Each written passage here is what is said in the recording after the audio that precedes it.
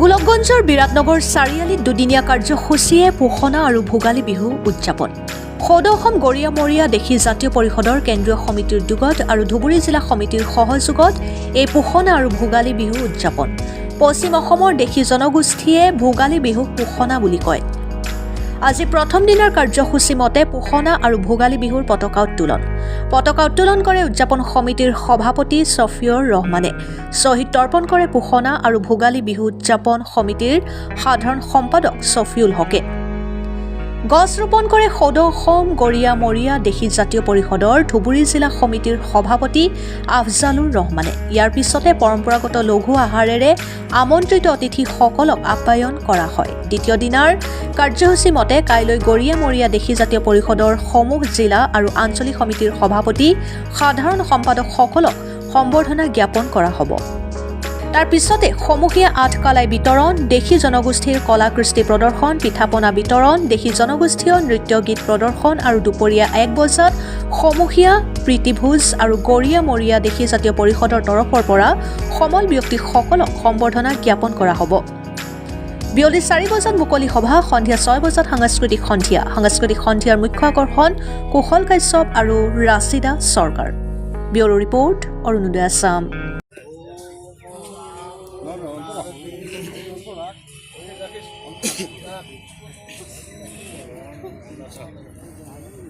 আজি দুদিনীয়া কাৰ্যসূচী আপোনালোকৰ ঘোষণা কি কাৰ্যসূচী কাইলৈ কি কাৰ্যসূচী?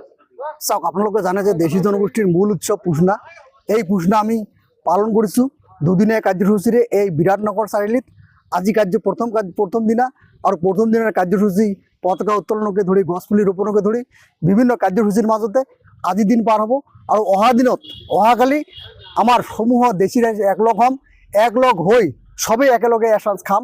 আৰু তাৰ পিছত সাংস্কৃতিক সন্ধিয়া আছে আৰু বিভিন্ন কাৰ্যসূচীৰ মাজতে আমি দেশী জনগোষ্ঠীৰ মানুহখিনি আনন্দ উল্লাস পালন কৰি এই পুষনা উদযাপন কৰিম।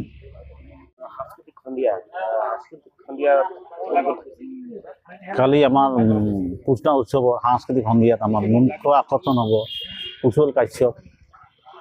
কুশল কাশ্যপ আমাৰ মেইন ছিংগাৰ হ'ব। লগতে আমাৰ দেশী গোৱালপাৰীয়া গীত লৈ পৰিৱেশন কৰিব ৰচিদা চৰকাৰ, খুব ধুনীয়া গায়ক গায়িকা। আৰু আমাৰ ধুবুৰীৰ মালেক ফানিমেন তেখেতেও আহিব, আমাৰ মানুহখিনিক সহাব। সেইকাৰণে আমি সমূহ আমাৰ ৰাইজক আহ্বান জনাইছোঁ আমাৰ উক্ত সাংস্কৃতিক সন্ধিয়া তথা পুষনা কাৰ্যসূচীত যাতে সহায় সহযোগিতা আগবঢ়ায়।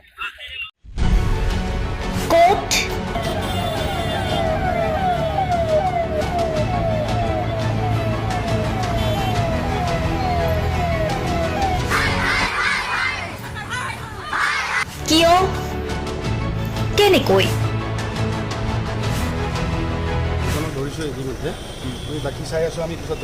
দুৰ্নীতি। ৱাইফজনীয়ে কৈছে বোলে এওঁ মোৰ হাজবেণ্ড, আপুনি কোন হে ক'বলে এওঁ অবৈধ বুলি? অনিয়ম, ভ্ৰষ্টাচাৰ, একনায়কতাবাদ। এতিয়াৰ পৰা আৰু নহ'ব। আমি দিম সত্য বাতৰি।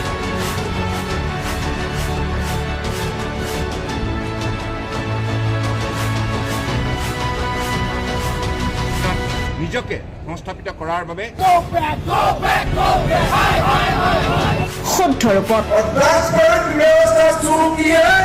নিৰ্ভীক নিৰপেক্ষতাৰে আমি সাজু।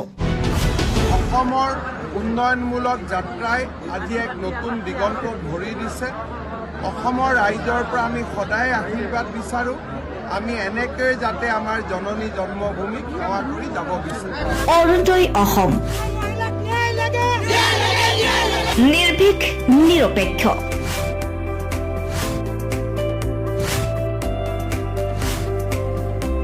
ৰাইজৰ বাবে ৰাইজৰ পক্ষত অৰুণোদয় অসম।